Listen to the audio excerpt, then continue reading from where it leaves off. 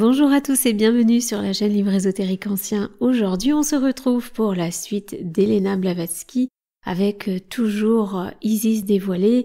Nous en sommes au chapitre 7 et cette fois-ci la partie 2 de ce chapitre. Pour ceux qui viennent d'arriver, je vous invite à retourner sur le début de la playlist afin d'avoir le début du livre, ce sera beaucoup plus simple pour vous. Voilà. Allez, c'est parti, sans plus attendre, on va reprendre là où on en était. On y va. Voyons maintenant quels sont les abus de la puissance magnétique chez quelques médiums guérisseurs. L'art de guérir, pour mériter son nom, exige de la foi de la part du patient ou une santé robuste unie à une forte volonté chez l'opérateur. Avec la patience et de la foi, on peut se guérir de toute disposition morbide. Le tombeau d'un saint, une relique sacrée, un talisman, un morceau de papier ou d'étoffe que le supposé guérisseur a eu en main, un spécifique, une pénitence ou une cérémonie, l'imposition des mains ou quelques mots prononcés d'une façon impressionnante, n'importe quoi peut y contribuer. C'est affaire de tempérament, d'imagination, d'autosuggestion. Dans des milliers de cas, les guérisons attribuées au docteur, au prêtre, ou à une relique sont simplement le résultat de la volonté inconsciente du malade. Donc là aussi, elle parle d'autosuggestion, on le voit bien. Après, l'essentiel, c'est le résultat. La femme affligée d'une perte qui se glissait dans la foule pour toucher la robe de Jésus fut assurée que sa foi l'avait guérie. L'influence de l'esprit sur le corps est si puissante que de tout temps, elle a accompli des miracles. Combien de guérisons inespérées, subites et prodigieuses ont été opérées par l'imagination, dit Salvert. Nos livres de médecine sont remplis de faits de cette nature qu'il serait difficile de faire passer pour des miracles. Bon, d'une certaine façon, c'en est quand même. Donc là, elle cite « Philosophie des sciences occultes ». Mais qu'arrive-t-il si le patient n'a pas la foi ? Et oui, comme quoi, vous voyez, ça aide. Il faut, la foi, quand même, quelque part, on voit que ça se perd de plus en plus dans certains pays. Et on parle, par exemple, on a une petite légende comme ça de l'obsidienne qui, par exemple, ici, pose problème parce que, voilà, elle peut ouvrir l'éveil, elle peut ouvrir l'esprit sur l'invisible. Et c'est vrai que parfois, on peut voir des choses qui sont pas très positives. Et quand vous dites ça aux Mexicains, parce qu'il faut savoir que l'obsidienne vient du Mexique la plupart du temps, en tout cas des pays qui sont sur ce continent, eux, ils en rigolent. Pourquoi ? Parce qu'ils ont tellement la foi en Dieu, ils sont très croyants, ils sont très catholiques, que d'une certaine façon, ils sont un petit peu, on va dire, protégés de ce fait-là. Pourquoi ? Parce que croire en la Vierge Marie, on a beaucoup d'obsidienne là-bas en Vierge Marie, pour eux, en fin de compte, c'est une façon de se protéger. Donc, de toute façon, ils ne seront pas influencés par la partie négative, on va dire, de la pierre. Voilà. Et pourquoi ? Parce qu'on a un système de foi, tout simplement, qui vient pour protéger. On continue. S'il est physiquement négatif et réceptif, et si le guérisseur de son côté est robuste, fort, positif et déterminé, le mal peut être extirpé par l'impérieuse volonté de l'opérateur qui, consciemment ou inconsciemment, attire à lui, se renforce de l'esprit universel de la nature et rétablit l'équilibre dans l'aura du malade. Qu'il se serve à cet effet d'un crucifix comme le fit Gassner, qu'il impose les mains et la volonté, comme le fait le zouave français Jacob, ou comme le célèbre américain Newton, qui a guéri plusieurs milliers de malades, ainsi que tant d'autres, ou comme Jésus et quelques apôtres qui guérissent par une parole de commandement. Au fond, le procédé dans tous les cas reste toujours le même. Dans tous ces exemples, la cure est radicale et réelle, et sans crainte de rechute. Mais lorsqu'on est soi-même malade et qu'on essaye de guérir les autres, non seulement on n'y réussit pas, mais encore, il peut arriver que l'on communique au patient son propre mal et qu'on lui enlève le peu de force qu'il peut avoir. Alors là, c'est un petit message aussi pour tous ces énergéticiens en cours en ce moment. Magnétiseurs, mais énergéticiens, et je connais aussi un magnétiseur qui est très malade déjà lui-même et qui continue à exercer sans problème. Et alors que à la base il devrait pas. On peut aider les autres quand soi-même on est très bien, et pour tous ces métiers un peu en parapsy, on va dire, ou plutôt dans le bien-être, il faudrait se poser la question parfois, hein. J'en parlais déjà, et même sur le plan moral. Le roi David, parvenu à la décrépitude, renforçait la vigueur qui lui faisait défaut par le magnétisme vigoureux de la jeune Abishag. Et les ouvrages de médecine... Alors, Abishag, c'est en fait... elle a mis une petite annotation, 1 roi, avec des versets 1, 4 et 15. Il faudra le retrouver, c'est très court.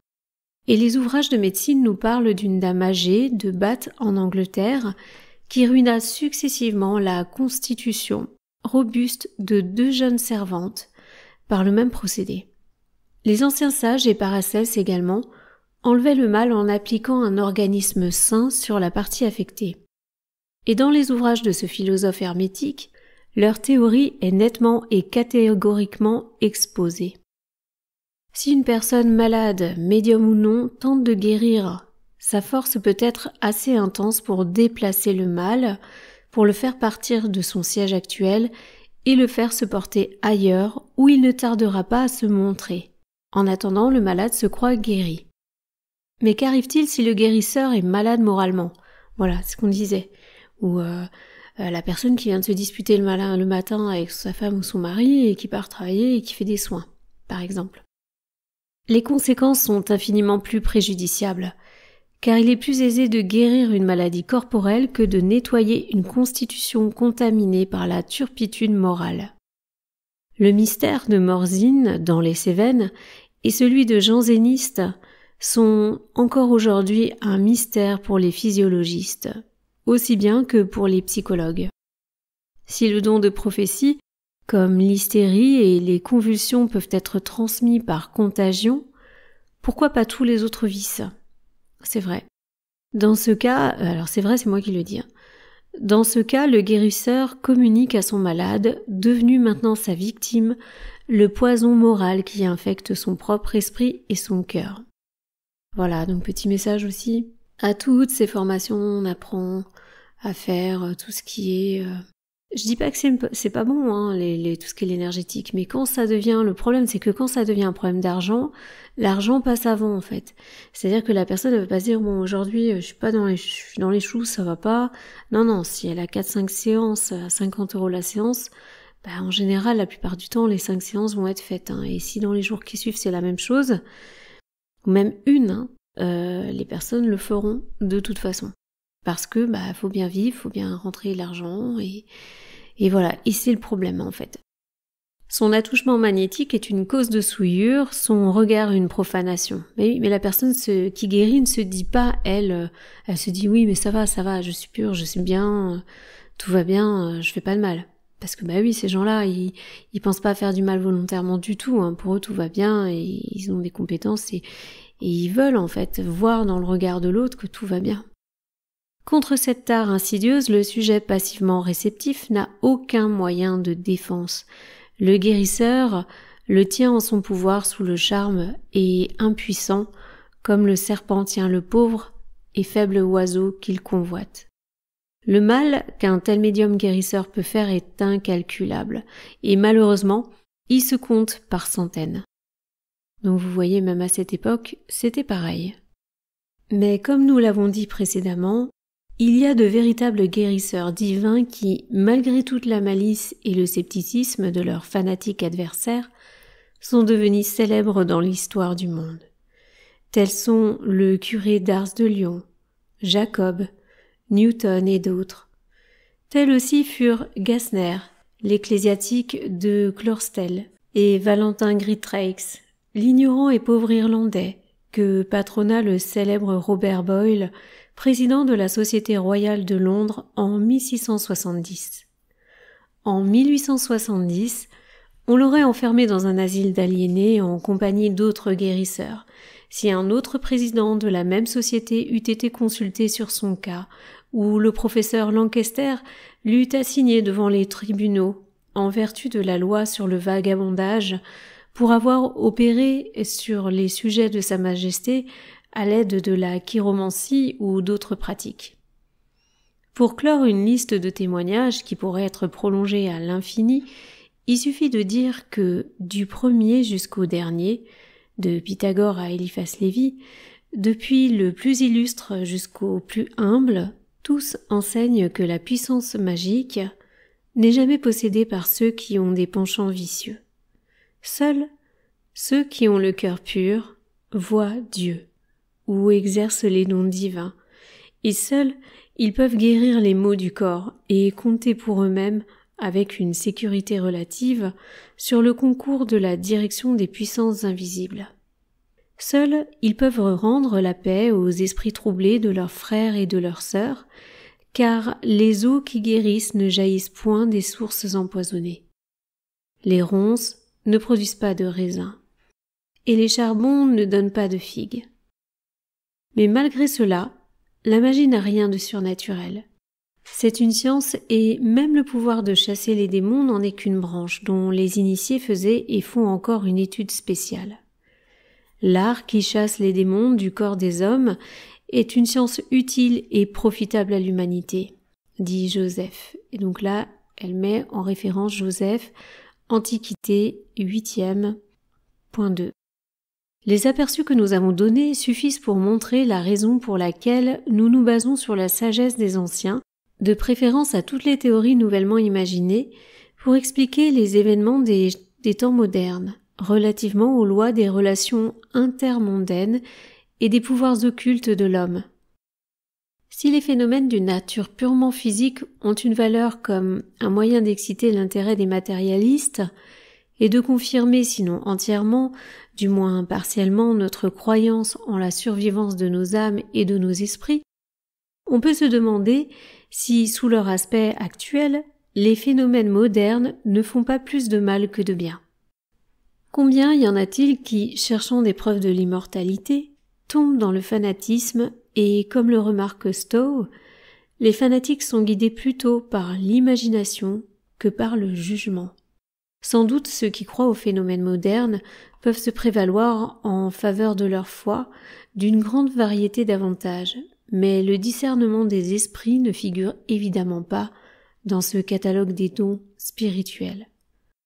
En parlant des diacas, qu'un beau matin il avait découvert sous le fait des ombrages du Summerland, A.J. Davis, le voyant américain, dit « Un diaca est un être qui prend un plaisir stupide à jouer des rôles, à faire des niches et à personnifier les personnages les plus divers.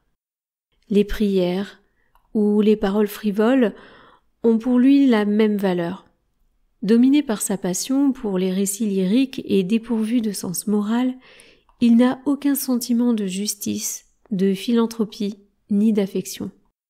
Il n'a aucune notion de ce que les hommes appellent le sentiment de gratitude. La haine et l'amour sont pour lui une seule et même chose. Sa devise est souvent redoutable et terrible pour les autres. L'égoïsme est tout ce qu'il reconnaît comme mobile de la vie privée. Et l'annihilation est pour lui la fin de toute existence. » Donc là, elle nous met une petite annotation, elle met « Les diacas et leurs victimes eut une explication du faux et du répulsif dans le spiritisme. » Tout dernièrement, l'un d'eux disait à une dame médium en signant du nom de Swedenborg « Tout ce qui a été est, sera ou pourra être. Tout cela, je le suis. » La vie particulière d'un être n'est pas autre chose que les fantômes agrégés d'atomes pensants, s'élevant dans leur course jusqu'au cœur central de la mort éternelle. Là, elle met en annotation « Voir le chapitre sur les esprits humains habitants de la 8e sphère et dont la fin est généralement l'annihilation de l'individualité personnelle. » C'est intéressant ça. Porphyre, dont les ouvrages, pour emprunter l'expression d'un partisan aigri des phénomènes, moisissent comme tout vieux rebut dans les armoires de l'oubli, parle ainsi de ces diacas, si tel est leur nom, découverts au XIXe siècle. C'est avec le concours direct de ces mauvais démons que sont accomplis toute espèce de sortilèges. C'est le résultat de leurs opérations Et les hommes qui font du tort à leurs semblables par leurs incantations rendent habituellement de grands honneurs à ces méchants démons et tout particulièrement à leur chef. Ces esprits passent leur temps à nous tromper, par un grand déploiement de prodiges et d'illusions faciles. Leur ambition est d'être pris pour des dieux et leur chef voudrait être reconnu pour le Dieu suprême. Elle met une petite annotation, Porphyre, au sujet des bons et des mauvais démons. L'esprit qui signe Swedenborg, cité par Davis, et déclarant qu'il est le je suis, ressemble singulièrement à ce chef des mauvais démons de Porphyre. Quoi de plus naturel que certains médiums ne se font pas défaut de vilipender les théurgistes anciens et expérimentés lorsque nous voyons Jean Blick, le professeur de la théurgie spirituelle, interdisant strictement tout effort pour produire de pareilles manifestations de phénomènes, si ce n'est à la suite d'une longue préparation par une purification morale et physique et sous la direction de théurgistes expérimentés. Ça, c'est très courant, ça. De toute façon, la théurgie, c'est comme ça, et chez les Hébreux, c'est toujours comme ça. Il ajoute encore qu'à part de très rares exceptions, pour qu'une personne paraisse agrandie ou rapetissée ou portée dans les airs, est un indice certain de l'obsession par de mauvais démons. Alors, il ajoute encore qu'à part de très rares exceptions, et là c'est écrit en italique, pour qu'une personne paraisse agrandie ou rapetissée ou portée dans les airs, est un indice certain de l'obsession par de mauvais démons. Ok. Et là elle met une petite annotation de Mysteris Egyptorum, Lib 3 C5. Chaque chose en ce monde a son temps, et la vérité, quoique fondée sur des preuves irréfutables, ne prendra pas racine, ne germinera pas, si, de même que la plante, elle n'est pas semée à l'heure convenable. Le siècle doit être préparé, dit le professeur Cook. Il y a une 30aine d'années, cet humble ouvrage lui-même aurait été voué à la destruction à cause de son contenu. Mais le phénomène moderne, malgré les scandales quotidiens, le plus ridicule dont l'accablent tous les matérialistes, et ses nombreuses erreurs, grandit et s'enrichit de faits, sinon de sagesse et d'esprit. Ce qui, il y a 30 ans, aurait paru tout simplement absurde, est écouté aujourd'hui que les phénomènes sont défendus par d'illustres savants. Je sais, la phrase est bizarre, ça fait 3 fois que je la répète, et c'est écrit vraiment comme ça, je ne sais pas comment la tourner. Malheureusement, si les manifestations augmentent chaque jour de puissance, il n'y a pas d'amélioration correspondante dans le domaine de la philosophie. Le discernement entre les bons et les mauvais esprits laisse autant à désirer que jamais. Parmi tous les, peut-être qu'il n'y a pas clairement, je ne sais pas ce que vous en pensez, je veux bien que vous me disiez, vous, en commentaire, mais peut-être tout simplement qu'il y a pas de bon ou mauvais, comme on le met, nous, dans des cases, vous voyez, en tant que, regardez, nous, un caractère est très complexe. C'est pas, ça c'est méchant, ça c'est gentil. Peut-être que, en réalité, c'est pas des cases. Peut-être qu'il y a des subtilités, qu'effectivement, il y a du plus et il y a du moins aussi. C'est compliqué. Si vous regardez aujourd'hui, tout le monde a une raison d'avoir tel ou tel comportement, et peut-être que même ce comportement pourra être regretté plus tard ou dans un futur proche ou quoi que ce soit. Mais sur le coup, quand la personne réagit, bonne ou mauvaise réaction soit-elle, il y a toujours une raison à quelque chose. Donc, si c'est le cas pour nous en tant qu'humains, est-ce que ce serait pas aussi le cas, est-ce que finalement ce serait pas bien plus complexe que ce qu'on croit? Voilà. Donc là, d'où cette phrase, le discernement entre les bons et les mauvais esprits laisse autant à désirer que jamais. Donc là, déjà, elle en parlait dans les années 1890, mais posons-nous la question nous aussi. Parmi tous les auteurs spirites d'aujourd'hui, il n'en est peut-être pas un qui soit tenu en plus haute estime pour le caractère, l'éducation, la sincérité et le talent que Epes Sargant de Boston. Sa monographie intitulée La preuve palpable de l'immortalité occupe à juste titre le premier rang parmi les ouvrages publiés sur cette question. Quoique tout à fait disposé à être charitable et indulgent envers les médiums et leurs phénomènes, monsieur, alors c'est Sargent je pense plutôt, se voit forcé de leur tenir ce langage. Le pouvoir des esprits de reproduire les formes des personnes qui ont quitté la vie terrestre suggère une question.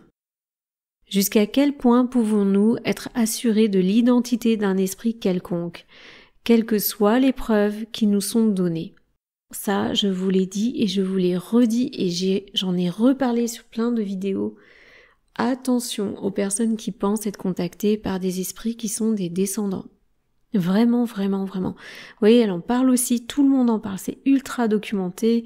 On sait bien que le petit monde a cette possibilité de capter en fait des informations qui vous appartiennent et qui appartiennent à votre génétique ou, on va dire, à la cage qui est autour de vous. Donc attention à ça.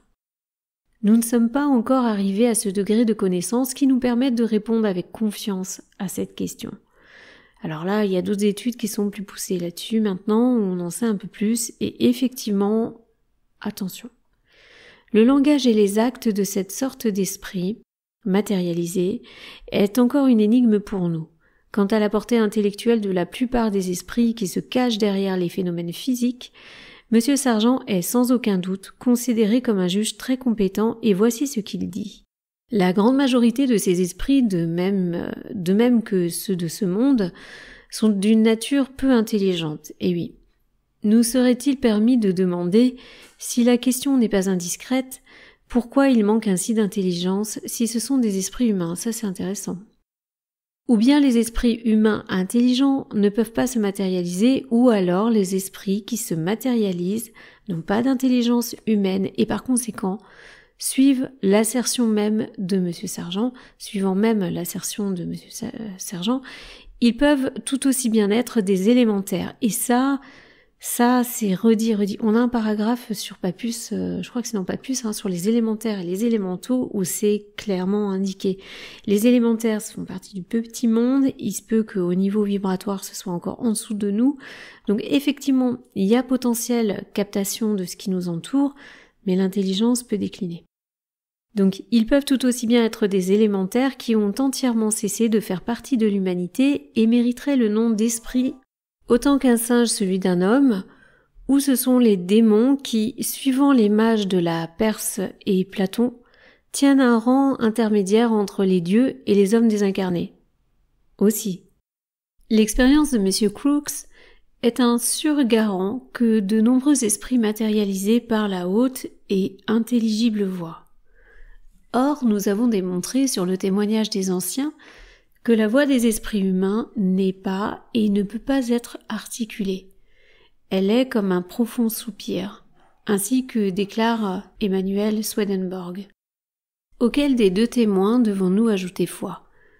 Est-ce le témoignage des anciens qui avaient l'expérience de tant de siècles de pratiques théurgiques, ou est-ce celui des spirites modernes qui n'en ont absolument aucune et qui n'ont point de faits sur lesquels baser une opinion, sauf ceux qui leur ont été communiqués par des soi-disant esprits dont ils n'ont pas les moyens de prouver l'identité. Il y a des médiums dont les organes ont servi d'instruments à des centaines de ces farfadets qui voudraient être humains, et cependant, nous n'en avons ni vu ni entendu un seul qui ait exprimé autre chose que les idées les plus ordinaires, les lieux communs les plus vulgaires. Ce fait devrait certainement appeler l'attention des spirites les moins critiques. Si un esprit est capable de parler, et si le camp est ouvert aux êtres intelligents aussi bien qu'aux inintelligents, pourquoi ne nous donne-t-il pas, par-ci, par-là, des allocutions qui approchent dans une mesure quelconque de la qualité des communications obtenues au moyen de l'écriture directe? Monsieur Sargent met en avant une idée suggestive et pleine de conséquences dans la phrase suivante. La question de savoir jusqu'à quel point le fait de la matérialisation limite leurs opérations mentales et leurs souvenirs ou jusqu'à quel point il est limité par l'horizon intellectuel du médium est encore à résoudre. Là, elle met en annotation épaisse Sargent, proof palpable of immortality. Si le même genre d'esprit se matérialise et produit l'écriture directe, et si, dans les deux cas, c'est par l'entremise des médiums qu'il se manifeste, dans l'un ne disant que des niaiseries, tandis que l'autre tandis que dans l'autre, ils nous donnent souvent des enseignements philosophiques sublimes. Pourquoi leurs opérations mentales seraient-elles limitées par l'horizon intellectuel du médium dans un cas plus qu'un autre? Les médiums à matérialisation, du moins autant que notre observation nous permet de l'apprécier, ne sont pas plus dépourvus d'éducation que bien des paysans et des ouvriers qui, à diverses époques, ont présenté au monde, sous l'influence d'êtres supérieurs, des idées profondes et d'une grande élévation. L'histoire de la psychologie abonde en exemples et viennent à l'appui de cette thèse. Et dans le nombre figurent d'une manière remarquable ceux de Jacques Bohme, le cordonnier ignorant mais inspiré, et celui de Davis. En fait d'inintelligence, point n'est besoin de chercher d'exemples plus frappants que ceux des enfants prophètes des Cévennes, des poètes et des voyants, comme ceux que nous avons cités dans les chapitres précédents. Lorsque des esprits se sont emparés d'organes vocaux, qui leur permettent de parler, il ne doit certainement pas leur être plus difficile de s'exprimer d'une façon conforme à leur éducation, à leur intelligence et au rang qu'ils ont occupé dans la société durant leur vie, que de tomber invariablement dans ce monotone diapason de lieux communs et trop souvent même de platitudes. Quant à l'espoir exprimé par M. Sargent, que la science du spiritisme étant encore dans l'enfance, nous pouvons espérer de voir jeter un jour plus de lumière sur cette question, nous craignons bien d'être dans le vrai, en répondant que ce n'est pas des cabinets noirs des phénomènes que cette lumière jaillira jamais. Alors ce n'est pas... Oui, si c'est ça. Alors là, c'est signé, il y a une petite annotation, voir Saint Matthieu 24-26.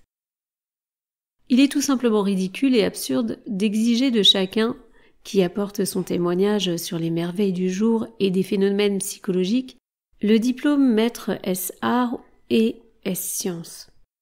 L'expérience des 40 dernières années prouve que ce ne sont pas toujours ceux qui ont le plus d'entraînement scientifique qui sont les meilleurs juges en fait de sens commun et de bonne foi. Alors ça, moi j'aurais un petit message à dire, effectivement. J'écoutais dernièrement un professeur qui travaille sur tout ce qui est onirique, donc tous les rêves, et qui expliquait qu'il était très difficile dans un rêve de voir des mots complets avec des lettres, des mots intelligibles, voire même des phrases. A priori, c'était impossible de voir une phrase dans un rêve. Et sur la fin, quand même, il dit que peut-être certaines personnes peuvent y arriver. Mais on sent bien que ces scientifiques qui travaillent sur cette notion-là, j'en ai vu un autre aussi, notamment sur le rêve lucide, on sent bien que ce sont des scientifiques qui eux-mêmes n'ont pas vécu l'expérience, donc au final, il y a des choses qui sont approuvées, qui sont dites, mais au final, il peut exister quand même des phénomènes qui existent tout de même et qui ne sont pas démontrables, mais pourtant qui sont vécus par d'autres personnes qui ne sont pas forcément des professeurs dans ce domaine.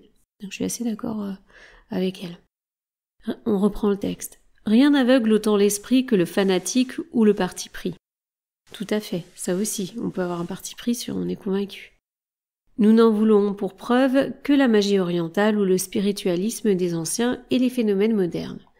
Des centaines, que dis-je, des milliers de témoins parfaitement dignes de foi, de retour d'un séjour ou des voyages dans l'Orient, ont attesté le fait que des fakirs ignorants, des cheikhs, des derviches, des lamas, avaient opéré des merveilles en leur présence, sans compère ni appareil d'aucune sorte. Ils ont affirmé que les phénomènes exhibés par ces hommes étaient tous en contradiction flagrante avec toutes les lois connues de la science et tendaient, par conséquent, à démontrer qu'il existe dans la nature bon nombre de forces encore inconnues, dirigées en apparence par des intelligences surhumaines. Or, quelle est l'attitude prise par nos savants à cet égard? Jusqu'à quel point ces témoignages d'hommes scientifiquement entraînés ont-ils fait impression sur leurs esprits? Les recherches de Haar, de Morgan, de Crookes, de Wallace, de Gasparin, de Thury, de Wagner, de Butlerhoff, etc. ont-elles ébranlé pour un moment leur scepticisme? Comment ont-ils accueilli le récit des expériences personnelles de Jacques Oliot chez les fakirs de l'Inde, et les explications psychologiques du professeur Perty de Genève?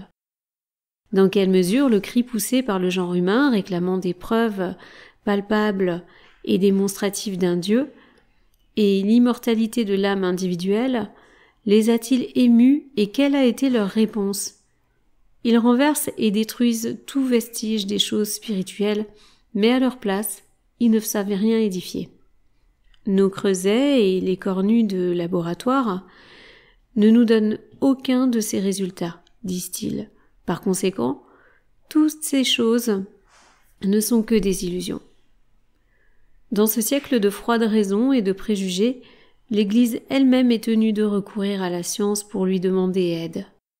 Des croyances bâties sur le sable des dogmes orgueilleux, mais dépourvus de racines, croulent sous le souffle glacial de l'examen, entraînant dans leur chute la véritable religion.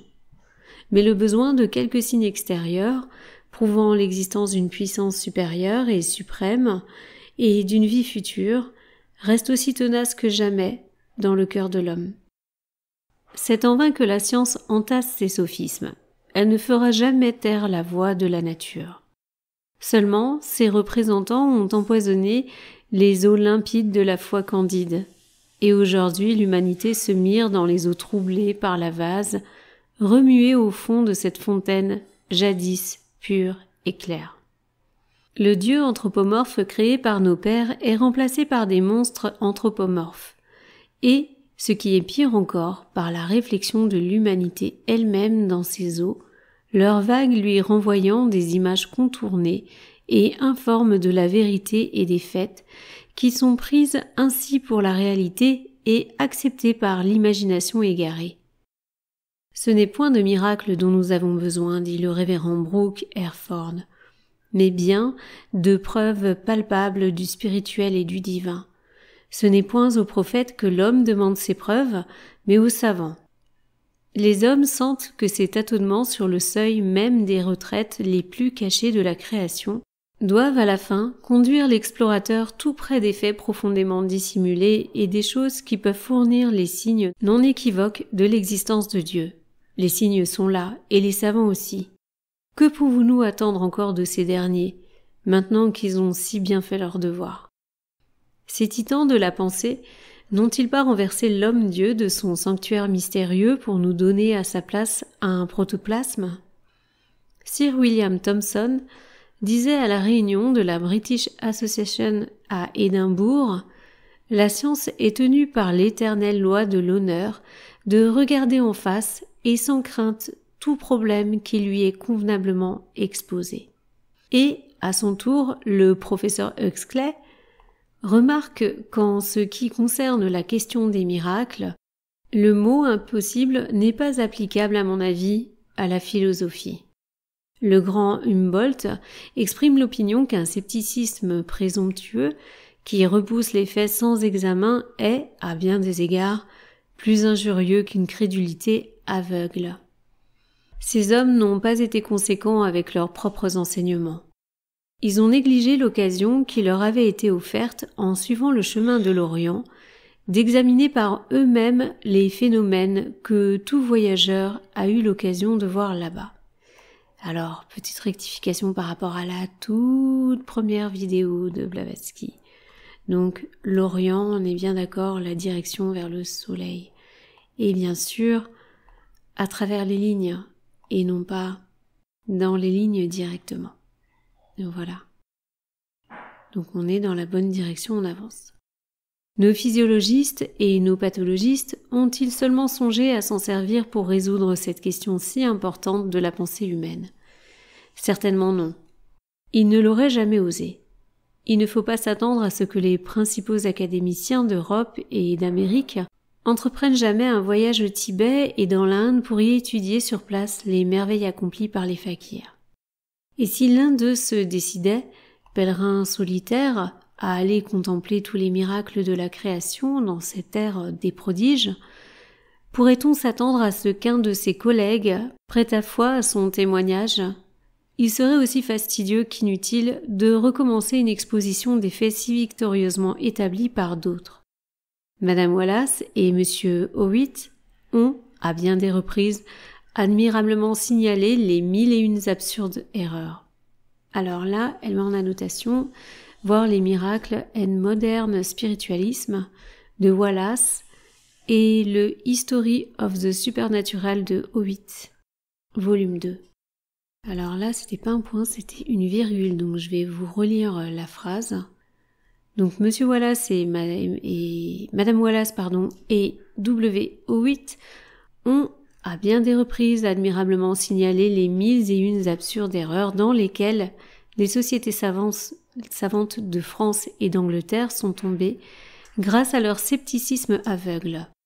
Si Cuvier a pu négliger le fossile déterré en 1828 par Boué le géologue, uniquement parce que l'illustre anatomiste se croyait plus savant et plus sage que son collègue, et s'il n'a pas voulu croire que des squelettes humains étaient enfuis à 80 mètres de profondeur dans la vase du Rhin, si l'Académie des sciences n'a pas ajouté foi aux assertions de Boucher de Perthes en 1846, au risque de se voir critiqué à son tour en 1860, lorsque la vérité des découvertes et des observations de Boucher de Perthes fut pleinement confirmée par tout le corps des géologues qui avaient trouvé des armes de silex dans les fouilles du nord de la France, et si enfin l'on s'était moqué du témoignage de McEmery en 1825, constatant le fait de la découverte d'ustensiles de l'âge de pierre avec des débris d'animaux disparus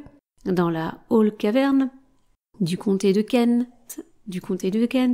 ou de celui de Godwin Austen en 1848 attestant les mêmes faits, et encore plus ridicule si possible, tout ce scepticisme scientifique, tout cet ironique accueil a été pour les savants un sujet de confusion en 1865, époque où, suivant l'expression de Monsieur Wallace, alors tout à l'heure c'était MM et là c'est M, donc c'est peut-être Monsieur Wallace, tous les rapports précédents depuis 40 années furent complètement confirmés et où l'on acquit la certitude que tout ce qui avait été dit était encore moins surprenant que la réalité. Donc des fois, vous avez vu les amis, ça se dénoue. Qui donc serait désormais assez crédule pour admettre un seul instant l'infaillibilité de la science? Et pourquoi s'étonner de ce défaut de courage moral chez les membres individuels de ce grand corps connu pour son obstination et qu'on nomme la science moderne? Bah oui, mais le problème c'est qu'il y a des dogmes, et quand vous avez un scientifique qui sort du dogme, il risque de perdre son boulot. Ainsi, les faits ont été méconnus et discrédités les uns après les autres. De tous côtés, on ne cesse de se plaindre. On ne sait que très peu de choses en matière de psychologie, soupire FRS, alors Follow Royal Society, membre de la Société Royale. Nous devons confesser que nous savons bien peu de choses, si toutefois nous savons quelque chose en fait de physiologie, dit un autre. Et un troisième remarque que, de toutes les sciences, il n'y en a pas une qui soit assise sur une base aussi incertaine que la médecine. Que savons-nous? Dit un quatrième. Sur les soi-disant fluides nerveux? Rien du tout. Et ainsi de suite pour toutes les sciences sans exception.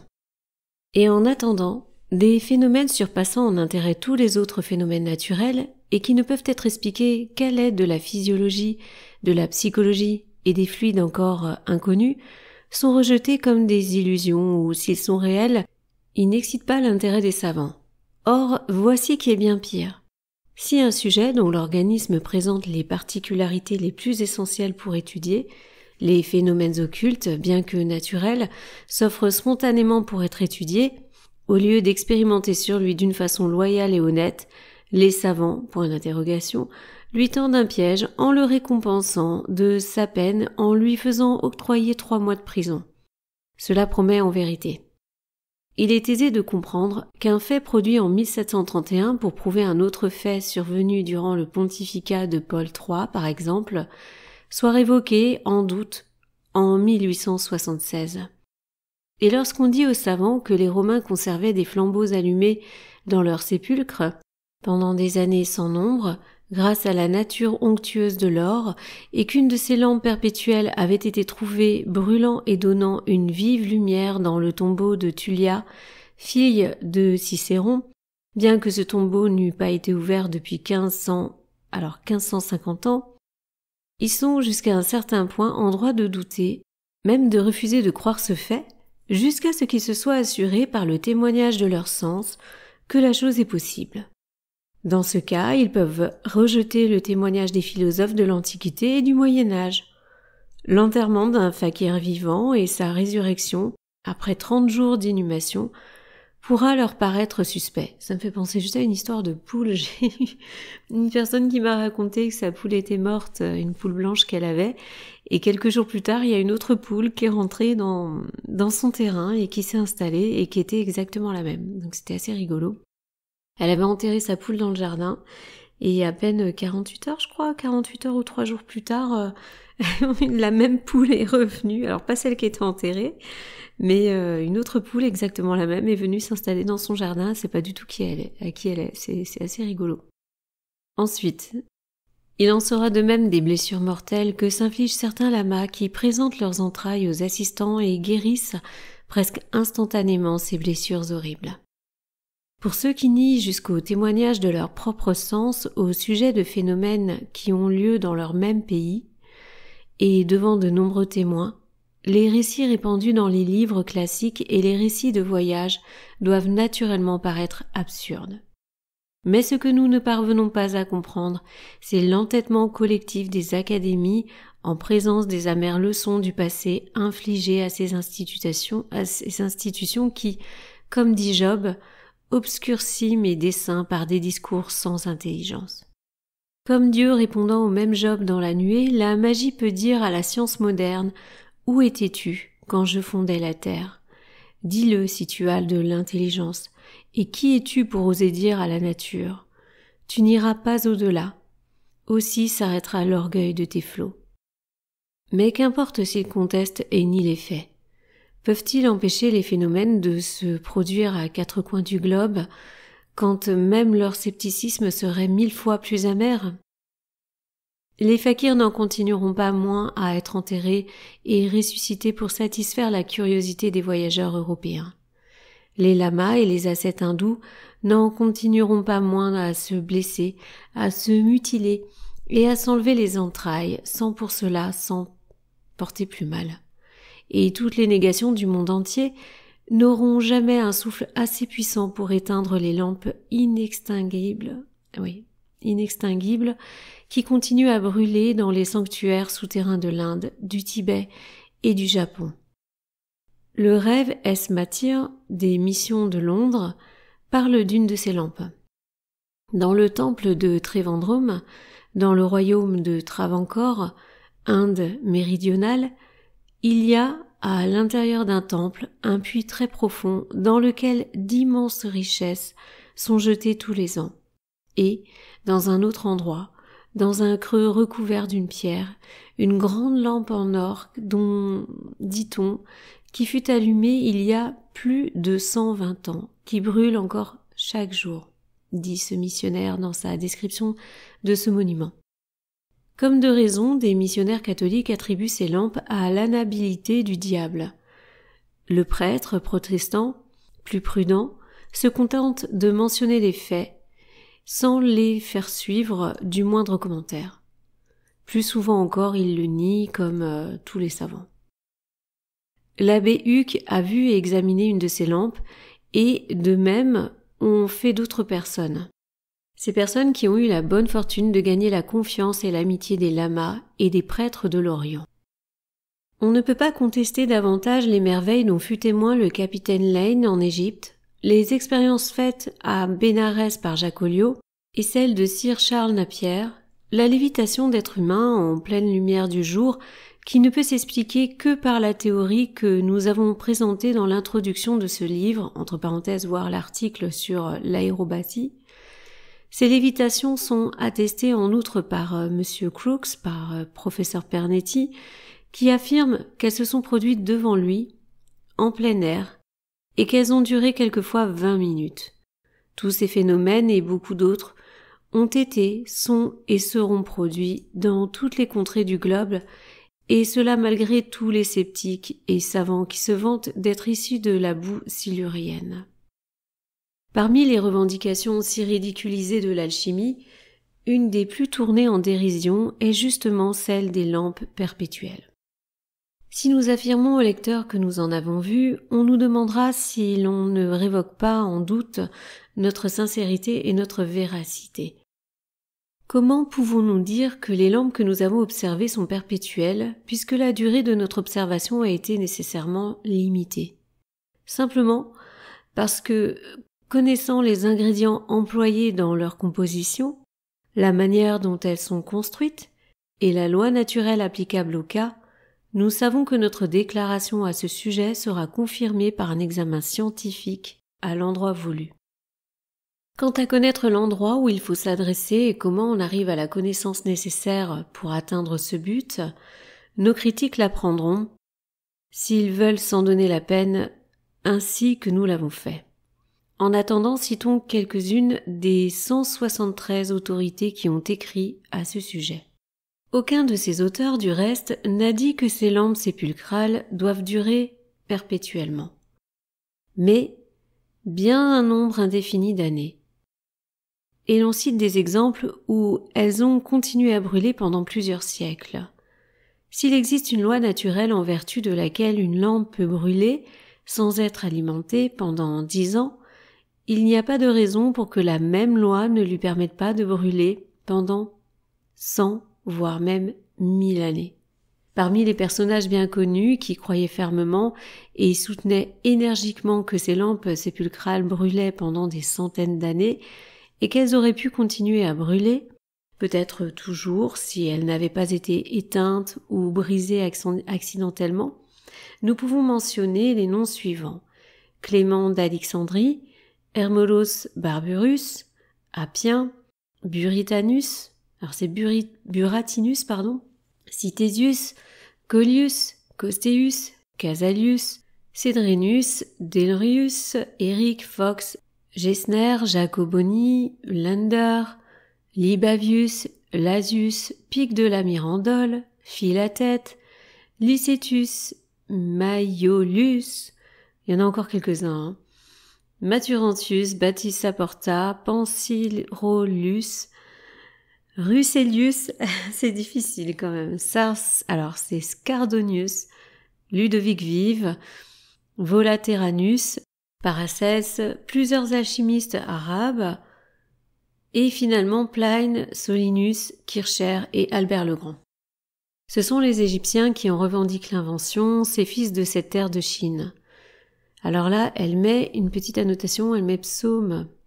Je pense que c'est 55-23, le pays de Cham, ou Shem, et où viennent les terres alchimie et chimie. Du moins, ce sont eux qui ont fait l'usage de ces lampes beaucoup plus que toutes les autres nations à cause de leur doctrine religieuse. L'âme astrale de la momie était censée voltiger autour de son corps pendant le laps des 3000 années du cercle de nécessité. Attachée à lui par un fil magnétique que ne pouvait être rompu que par un effort de sa part, les Égyptiens espéraient que la lampe perpétuelle, symbole de leur esprit incorruptible et immortel, déciderait enfin la partie la plus matérielle de l'âme à se séparer de son enveloppe terrestre et à s'unir pour toujours à son soi divin. C'est pour cela que les lampes étaient suspendues dans les tombeaux des riches. Ces lampes sont souvent trouvées dans les caveaux souterrains des sépultures et Licetus a écrit un grand in-folio pour prouver que, de son temps, partout où l'on ouvrait un sépulcre, on trouvait une lampe brûlant dans la tombe, mais qu'elle s'éteignait aussitôt par suite de profanation. Alors je m'excuse, la lecture est un peu plus dure, c'est parce qu'en fait j'ai plein de points qui ressemblent à de virgules qui ressemblent à des points, donc c'est pas évident. Tite-Live, Buratinus et Michel Chata, dans leur lettre à Kircher, affirment que l'on trouvait beaucoup de ces lampes dans les cavernes souterraines de l'ancienne Memphis. Donc là, on met en référence Oedipi, Egyptiaci, Theatrum, Hieroglyphium. Pausanias parle de la lampe d'or du temple de Minerve à Athènes, qui était l'œuvre de Callimaque et brûlait une année entière. Plutarque dit avoir vu dans le temple de Jupiter Ammon une de ces lampes et que les prêtres lui avaient assuré qu'elle brûlait depuis des années, sans discontinuer et que, bien que placée en plein air, ni vent ni eau ne pouvaient l'éteindre. Saint Augustin, une autorité catholique, décrit aussi une lampe du sanctuaire de Vénus, du même genre que les autres, inextinguible par le vent le plus violent ou par l'eau. On trouva une lampe à Édesse, dit Quédrenus, qui, cachée en haut d'une certaine porte, brûla pendant 500 ans. Mais de toutes ces lampes, celle mentionnée par Olybius Magnus de Padoue est de beaucoup la plus extraordinaire. Elle fut trouvée dans les environs d'Ateste et Scardonius en donne une brillante description. Une grande urne d'argile en contenait une autre de dimension plus petite. Et dans celle-ci, une lampe allumée brûlait sans discontinuer depuis 1500, entre parenthèses 1500, 1500 ans, au moyen d'une liqueur des plus pures contenue dans 2 flacons, l'un en or, l'autre en argent. Ces flacons étaient confiés à la garde de Franciscus Maturantius, qui les estimait d'un prix énorme. En faisant la part des exagérations et en laissant de côté comme une négation gratuite et sans preuve l'assurance donnée par la science moderne de l'impossibilité de pareilles lampes, qu'on nous dise si, dans les cas où il serait démontré que ces lampes inextinguibles ont réellement existé au siècle des miracles, les lampes qui brûlent dans les sanctuaires chrétiens et dans ceux de Jupiter, de Minerve et d'autres divinités païennes doivent être envisagées sous des aspects différents. D'après certains théologiens, il paraît que celle-là, entre parenthèses car le christianisme en revendique aussi la possession, brûlait en vertu d'une puissance miraculeuse divine et que la lumière des autres, produite par un art païen, était entretenue par les artifices du démon. Forcément. Eux c'est gentil, les autres c'est méchant. Kircher et Licetus font voir qu'elle marchait en effet d'après des procédés opposés. Ainsi, la lampe d'Antioche, qui brûla 1500 ans sur une place publique au-dessus de la porte d'une église, était entretenue par la puissance de Dieu qui a fait un nombre infini d'étoiles pour donner une lumière éternelle. Alors, ça c'est entre guillemets, a fait un nombre infini d'étoiles pour donner une lumière éternelle.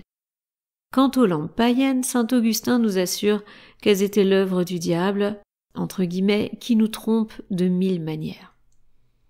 Quoi de plus aisé pour Satan que de figurer un éclair de lumière ou une flamme brillante aux yeux de ceux qui entrent pour la première fois dans un caveau souterrain? C'est aussi ce qu'affirmaient tous les bons chrétiens pendant le pontificat de Paul III, lorsque, à l'ouverture d'une tombe sur la voie Appienne à Rome, on trouva le corps entier d'une jeune fille nageant dans un liquide brillant, qui l'avait si bien conservé que le visage était fort beau et comme plein de vie. À ses pieds brûlait une lampe, dont la flamme s'éteignit lorsqu'on ouvrit le sépulcre. D'après une inscription gravée sur la pierre, le corps avait été inhumé depuis plus de 1500 ans, et l'on supposa que ce devait être celui de Tulolia ou Tullia, fille de Cicéron. Donc là, elle met une annotation. Tous les détails de cette histoire se trouvent dans l'ouvrage de François Erasme, qui cite, alors là, j'arrive pas à lire, je crois que c'est Flomerus, Pensirellus et beaucoup d'autres. Les chimistes et les physiciens contestent que ces lampes perpétuelles soient possibles, en alléguant que toute substance qui se résout en vapeur ou en fumée ne peut être permanente, mais doit infailliblement se consumer. Et comme l'aliment huileux d'une lampe allumée s'exhale en vapeur, il s'ensuit que la flamme ne peut durer perpétuellement faute d'aliments. Les alchimistes, d'autre part, contestent que tout ce qui sert à l'entretien d'un feu allumé doit nécessairement se convertir en vapeur. Ils disent qu'il existe dans la nature des choses qui non seulement résistent à l'action du feu, alors en fait elle a mis « et partant » et c'est « et pourtant ». Parce que j'ai eu un peu de mal avec cette phrase, mais là ça va aller. Ils disent qu'il existe dans la nature des choses qui non seulement résistent à l'action du feu et pourtant ne sont pas consumées, mais qui ne sont pas éteintes ni par le vent ni par l'eau. Voilà. Excusez-moi, mais j'ai dû réenregistrer cette phrase 3 ou 4 fois parce que je comprenais pas. Elle a mis partant au lieu de pourtant. Enfin, c'est le traducteur. Dans un ancien livre de chimie des années 1700, intitulé Necpocea, je pense, l'auteur réfute quelques-unes des prétentions des divers alchimistes. Mais bien qu'il nie que le feu puisse brûler perpétuellement, il est presque disposé à croire à la possibilité qu'une lampe brûle pendant plusieurs centaines d'années. Nous avons d'ailleurs de nombreux témoignages d'alchimistes qui consacrent des années à ces expériences et arrivent à la conclusion que la chose est possible. Certaines préparations spéciales de l'or, de l'argent et du mercure sont employées pour ces lampes. Faudra penser aussi au mercure et au cinabre. Sont employées pour ces lampes. Il y a aussi celles de naphte, de pétrole et d'autres huiles bitumeuses. Les alchimistes mentionnent également l'huile de camphre, et celle de l'ambre, le lapis abestos ou amiante, le lapis caristius et le linum vivum seu cretium. Donc sachez qu'à l'époque, on en parle dans Saint-Triol pour les pierres. On n'avait pas des pierres qui étaient en nomenclature classique pour le monde entier. Ça existe depuis, je crois, 2006. Les pierres qui portent le même nom en fonction de l'endroit. C'est-à-dire qu'à l'époque, vous pouviez très bien avoir en Grèce une pierre qui avait un nom différent de la même pierre, par exemple en France. Voilà. Et c'était le cas. Donc c'était un bazar pas possible. Après, il y en a comme le cristal, l'améthyste, qui avait à peu près toujours les mêmes noms. Et il faut savoir que sur le lapis lazuli, c'était une des pierres les plus anciennes, puisqu'on a encore des traces en Sumérie. Donc on commence déjà. Donc là, on a un lapis, mais le lapis a pas mal de déclinaisons, il faut savoir. Ils affirment que cette matière peut être préparée soit avec de l'or ou de l'argent réduit en fluide, et ils indiquent l'or comme l'aliment le plus convenable pour cette flamme merveilleuse, parce que, de tous les métaux, l'or est celui qui subit le moins de déperdition, lorsqu'il est chauffé ou fondu, et que, de plus, on peut lui faire réabsorber son humidité oléiforme aussitôt qu'elle se dégage, alimentant ainsi continuellement sa propre flamme une fois qu'elle est allumée. C'est intéressant ça. Les kabbalistes assurent que le secret en était connu de Moïse, qui le tenait des Égyptiens, et que la lampe que le Seigneur ordonna de faire brûler sur le tabernacle était une lampe inextinguible. Alors là, elle le met entre guillemets, et tu ordonneras aux enfants d'Israël de t'apporter pour le chandelier de l'huile pure d'olive concassée, afin d'entretenir les lampes continuellement. Bon. Là, on parle plus d'huile d'olive, entre parenthèses, Exode 27-20. Licetus conteste de même que ces lampes soient faites de métal préparé. Mais à la page 44 de son ouvrage, il fait mention d'une préparation de mercure filtrée 7 fois à travers du sable blanc chauffé, avec laquelle, dit-il, on pouvait fabriquer des lampes qui brûleraient toujours. Maturantius et Ctesius croient fermement tous deux que ce résultat peut être obtenu par un procédé purement chimique. Alors, moi je me pose une question. Vous avez vu, elles racontent que lorsque les tombeaux sont ouverts, la flamme s'éteint. Et normalement, si ça s'auto-alimente, alors à moins que l'air ambiant effectivement soit ce qui permet, soit le combustible, le fait que ce soit enfermé, donc le combustible est prélevé dans l'air ambiant, et lorsque le tombeau est ouvert, ce combustible s'évapore ou s'échappe, on va dire. Mais quand même, elle parlait aussi de lampes qui, malgré les vents violents, s'éteignaient jamais. Pourquoi, lorsque le tombeau est ouvert, ces lampes s'éteignent d'un coup aussi? Il y a une question qu'on pourrait se poser. Bon, là, sur les phrases suivantes, j'en vais avoir encore plein de noms, plein de latin, et bon. Maturantius et Ctesius croient fermement tous deux que ce résultat peut être obtenu par un procédé purement chimique. Cette liqueur de mercure était connue des alchimistes sous les dénominations de aqua mercurialis, materia metellarum, perpetua dispositio et materia prima artis, et aussi oleum vitri. Tritenheim, donc je pense que c'est Tritem, si je ne me trompe pas, et Bartholoméo Korndorff ont fait tous deux des préparations pour le feu inextinguible et ils en ont laissé la recette. Alors, là, elle met une petite annotation à ce sujet, et pareil, je vais avoir des mots un peu difficiles, et en plus, beaucoup sont effacés, on va se débrouiller. Sulfure, alum, UST, A3-IV, sublimé en fleurs, A3-IG, alors IJ, auquel ajoutez 3 J de borax de Venise cristallin en poudre, versez là-dessus de l'esprit de vin fortement rectifié et laissez-le digérer. Puis réduisez-le et versez-le de nouveau dessus. Répétez cette opération jusqu'à ce que le soufre fonde comme de la cire sans produire de fumée, sur une plaque de laiton chaude. Ceci est pour le pabulum, mais la mèche doit être préparée de la façon suivante. Prenez des fils et des bouts de lapis asbestos, environ de l'épaisseur de votre doigt médian et de la longueur de votre petit doigt, et mettez-les dans un verre de Venise et couvrez-les avec le soufre épuré ou aliment ci-dessous décrit. Mettez le verre pendant 24 heures dans du sable si chaud que le soufre reste tout le temps en ébullition. La mèche ainsi imprégnée et enduite sera placée dans un verre de la forme d'une coquille, de telle manière qu'une partie dépasse la masse de soufre préparée.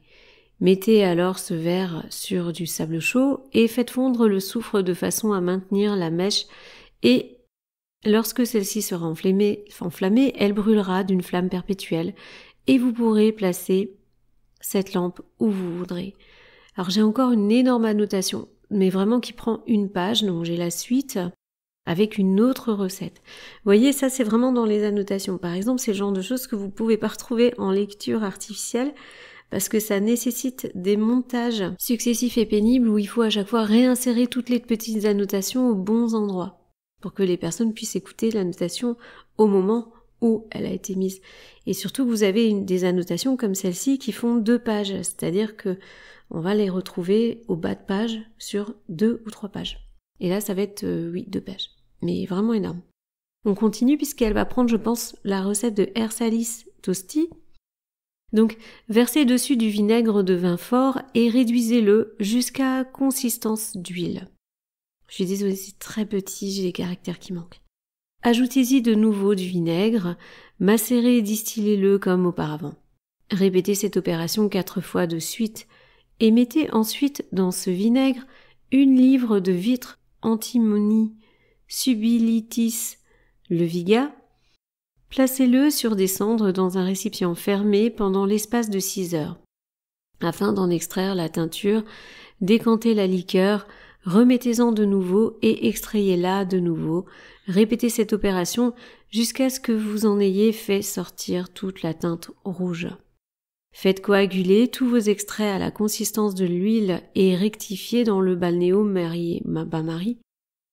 Prenez ensuite l'antimoine duquel la teinture a été extraite et réduisez-le en poudre très fine et mettez-le ainsi dans un récipient de verre, versez dessus l'huile rectifiée que vous réduirez et distillerez 7 fois jusqu'à ce que la poudre ait imbibé toute l'huile et qu'elle soit tout à fait sèche. Faites extraire avec de l'esprit de vin jusqu'à ce que toute l'essence en ait été extraite et mettez celle-ci dans un filtre avec du papier plié 5 fois et distillez-le alors de façon à ce que tout l'esprit en ait été retiré et qu'il ne reste au fond qu'une huile qui ne se consume pas et qu'on utilise avec une mèche de la même manière qu'avec le soufre décrit ci-dessus. Ce sont les lumières éternelles de Trithemius, donc Trithème je pense, dit son commentateur Libavius, qui, certes, bien qu'elle ne s'accorde pas avec la constante de Naphte, ces choses servent cependant à s'illustrer mutuellement. La naphte n'est pas durable au point de ne pas brûler, car elle se volatilise en flamme, mais si on la fixe en ajoutant le suc du lapis abestinos, elle est capable de fournir un combustible perpétuel, dit ce savant. Nous ajouterons que nous avons vu de nos propres yeux, donc là c'est elle qui parle, une lampe préparée de cette manière, et on nous a affirmé que depuis qu'elle a été allumée le 2 mai 1871, elle ne s'est toujours pas éteinte. Comme nous savons que la personne qui fait ces expériences est tout à fait incapable de tromper qui que ce soit, étant elle-même un expérimentateur zélé des secrets hermétiques, nous n'avons aucune raison de mettre en doute ces affirmations. Ici se clôt donc la partie d'annotation pour cette... l'annotation pour ce petit numéro. On continue dans le texte. L'Abestos, qui était connu des Grecs sous le nom alors là il y a le nom en grec, ou inextinguible, donc c'est ce que veut dire le nom en grec, est une sorte de pierre qui, une fois allumée, ne peut plus s'éteindre, comme nous l'apprennent Pline et Solinus. Albert le Grand l'a décrit comme une pierre couleur de fer qui se trouve le plus souvent en Arabie. Alors couleur de fer, à part l'hématite éventuellement, le galène aussi, on la trouve généralement couverte d'une couche légère et presque imperceptible de matière oléagineuse, donc une huile, qui s'enflamme aussitôt lorsqu'on l'approche de la flamme d'une bougie. Il doit y avoir un genre de pétrole dessus. Les chimistes ont fait des expériences sans nombre pour extraire son huile essentielle insoluble. Son huile essentielle insoluble de cette pierre, pourquoi pas. Mais ils ont tous échoué, dit-on. Toutefois, nos alchimistes sont-ils en mesure de démontrer que cette opération est absolument impraticable? Si on parvenait à extraire cette huile, il ne peut plus y avoir de doute qu'elle constituera un combustible perpétuel. Vous vous rendez compte, les amis, mais une énergie perpétuelle? Les anciens pouvaient donc bien se vanter d'en posséder le secret. Car, nous le répétons, certains expérimentateurs encore vivants ont réussi à le faire avec succès. Les chimistes, qui l'ont vainement essayé, affirment que le fluide ou liqueur extrait chimiquement de cette pierre avait plutôt la nature de l'eau que celle de l'huile. Et qu'elle était tellement impure et épaisse qu'elle était incapable de brûler. D'autres assurent au contraire que cette huile, aussitôt qu'on l'expose à l'air, devient si épaisse et si solide que c'est à peine si elle coule et qu'une fois allumée, elle ne produit pas de flamme, mais une fumée épaisse. Ça ressemble un peu à du pétrole quand même. Tandis que les lampes des anciens brûlaient avec une flamme des plus pures et des plus brillantes, sans émettre la moindre fumée. Donc là, oui, ce serait pas la même chose. Kircher, qui affirme qu'on peut l'épurer, juge néanmoins cette opération si difficile qu'elle n'est accessible qu'aux adeptes les plus élevés en alchimie. Saint Augustin, qui attribue tout cet art au bouc émissaire des chrétiens, c'est-à-dire au diable, est carrément contredit par Ludovic Vive, qui prouve que toutes ces soi-disant opérations magiques sont tout simplement le fruit de l'industrie de l'homme et d'une profonde étude de mystérieux secrets de la nature. Tout merveilleux et tout miraculeux qu'il paraisse. Imaginez le Saint Augustin si on débarque avec une tablette. Ou un smartphone. ou un smartphone. Alors là, pour Ludovic Vive, elle met commentaire sur le traité de Civitatis Dei de Saint Augustin. Podocatarus, un chevalier chypriote, possédait du fil et de l'étoffe fabriqués avec un autre asbestos. Un autre asbestos que Poracus dit avoir vu chez ce chevalier. Donc là, on a deux auteurs de Rubus Cypris en 1566 et Book of Ancient Funerals. Pline appelle ce lin linum vinum et lin indien. Et il dit qu'il est fabriqué avec l'asbestos. Alors c'est asbeston civé asbestinone. Donc asbeston c'est A-S-B-E-S-T-O-N. Après c'est civé, toujours asbestinone. Espèce de chanvre dont on fait du drap, qu'on nettoie en le jetant dans le feu. Ok. Il ajoute que ces tissus étaient aussi précieux que les perles et les diamants, car non seulement la matière en était rare, mais encore elle était extrêmement difficile à filer, en raison du peu de longueur des fils. Battue et aplatie au marteau et plongée ensuite dans de l'eau chaude, cette pierre, une fois sèche, se divise en filaments et se laisse filer et tisser. Des pierres avec des filaments, on a des filaments de manganèse dans ce qui est quartz, ce qui est cristal rutile. Ce qui est quartz rutile, on a des filaments. Mais on a aussi des filaments dans l'astrophilite, qui est une pierre avec des filaments. On en a quelques-unes quand même. Là, c'est celles qui me viennent tout de suite. Mais il y en a d'autres. Donc ça, il faut voir. Et c'est une forme d'amiante, si on regarde bien.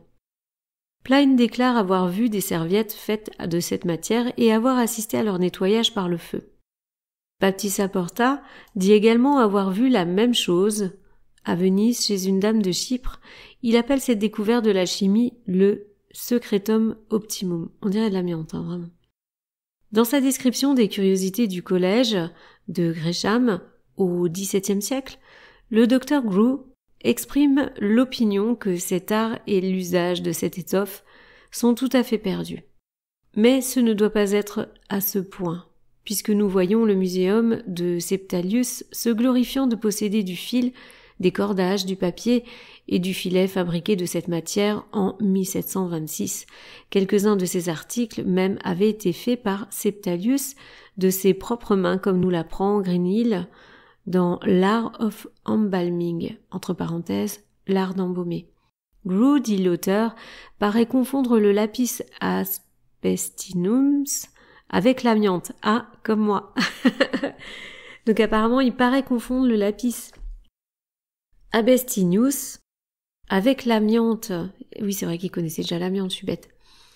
Et il les nomme en anglais Trumstone, filasse de pierre. Il dit qu'elle se présente en fil ou filament court d'1/4 de pouce à 1 pouce de longueur. Parallèle et brillant, aussi fin que ces petits fils aussi fin que ces petits fils que filent les vers à soie, et très flexible comme du chanvre ou de l'étaupe. Ce qui prouve que le secret n'en est pas tout à fait perdu. C'est le fait que quelques couvents bouddhistes de la Chine et du Tibet en possèdent. Nous ignorons s'ils sont faits avec des fibres de l'une ou de l'autre de ces pierres.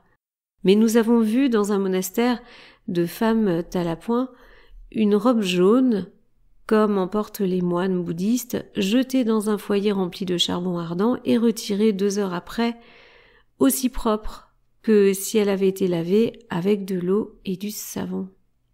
Pratique. L'asbestos ayant été soumis dernièrement en Europe et en Amérique à de sévères épreuves, on utilise maintenant cette substance pour des usages industriels tels que la couverture de toit, des vêtements incombustibles et des coffres-forts à l'épreuve du feu. Vous voyez, on n'est pas loin de l'amiante quand même. Un dépôt très important établi à Sister Island, dans la baie de New York, livre le minéral en paquets comme du bois sec, avec des fibres de plusieurs pieds de long. La variété d'asbestos, la plus fine, nommée sans tache, par les anciens, tirait son nom de son lustre blanc et satiné. Mais quand vous voyez des morceaux d'amiante brutes en pierre de collection, on voit, c'est vraiment des fils les uns contre les autres. Mais c'est peut-être autre chose, parce qu'il dit qu'on peut confondre. J'ai un peu la flemme d'aller sur l'intelligence artificielle, aller voir ce que c'est. Si maintenant vous voulez commenter, d'ailleurs vous êtes toujours là et merci pour votre soutien. Vous pouvez le témoigner, d'ailleurs votre soutien avec un petit like ou un commentaire ou un abonnement, comme vous souhaitez, ou pas. Mais c'est vrai que ce serait intéressant de revoir ce que c'est exactement. Les anciens fabriquaient encore la mèche de leur lampe perpétuelle avec une autre pierre qu'ils nommaient lapis caristius. Les habitants de la ville de Caristos paraissent n'avoir fait aucun mystère du procédé, car Mathieu Rader dit qu'il peignait, filait et y tissait ces pierres cotonneuses, dont il faisait des tuniques et des nappes et d'autres objets, qu'il nettoyait d'ailleurs quand ils étaient sales en les jetant dans le feu au lieu de les tremper dans l'eau. Pausanias, dans Atticus, et Plutarque affirment également que les mèches de ces lampes étaient fabriquées avec cette pierre. Et oui, on est loin des filaments qui durent pas longtemps. Et des collants, par exemple, des collants qui filent pas. Mais Plutarque ajoute qu'on en trouvait déjà plus de son temps. Lycétus est porté à croire que les lampes perpétuelles, dont les anciens faisaient usage, n'avaient pas de mèche du tout, car on n'en avait trouvé que fort peu. Mais Ludovic Vive est d'un avis contraire, et il affirme qu'il en a vu un grand nombre. Ça peut être les deux, De plus, Lucétus est fermement persuadé que le combustible pour cette lampe peut être mesuré avec une telle exactitude qu'il met des siècles à se consumer de telle façon que la matière résiste énergiquement à l'action du feu, et que celle-ci ne consume pas la matière, mais la retient, comme une chaîne pour l'empêcher de s'évaporer. À cela, Sir Thomas Browne répond, parlant des lampes qui ont brûlé plusieurs centaines d'années, d'enfermées dans les petits espaces, que cela est dû à la pureté de l'huile qui ne produit pas d'excalaison fumigineuse qui étouffe le feu. Sans cela, si l'air avait alimenté la flamme, elle n'aurait duré que fort peu de temps, car l'air aurait été vite absorbé et l'huile consumée par le feu. Mais il ajoute, le secret de la préparation de cette huile incombustible est perdu. Non, pas tout à fait. Le temps le prouvera, bien que tout ce que nous écrivons ici soit condamné d'avance, comme tant d'autres vérités. Voilà les amis, on va s'arrêter là pour cette vidéo. Pour aujourd'hui, on verra la suite. Ce paragraphe est très long, je pense qu'il y aura peut-être même 3 ou 4 parties, si c'est pas 5. On arrive on arrive quasiment à la fin du livre, sachant qu'on enchaînera sur le tome 2, bien évidemment. Voilà, je vous remercie en tout cas à tous pour votre soutien, pour vos mails, pour votre présence, vos abonnements et les nouveaux abonnés également sur la page membre. Merci à tous. C'est vrai que en même temps on continue à l'alimenter, donc là c'est plutôt pour vous, ça veut dire que ça intéresse. En tout cas, j'espère que cette vidéo vous a plu et moi-même je vous dis à bientôt pour la prochaine fois. À bientôt sur la chaîne Livre Ésotérique Ancien. Bisous, à bientôt.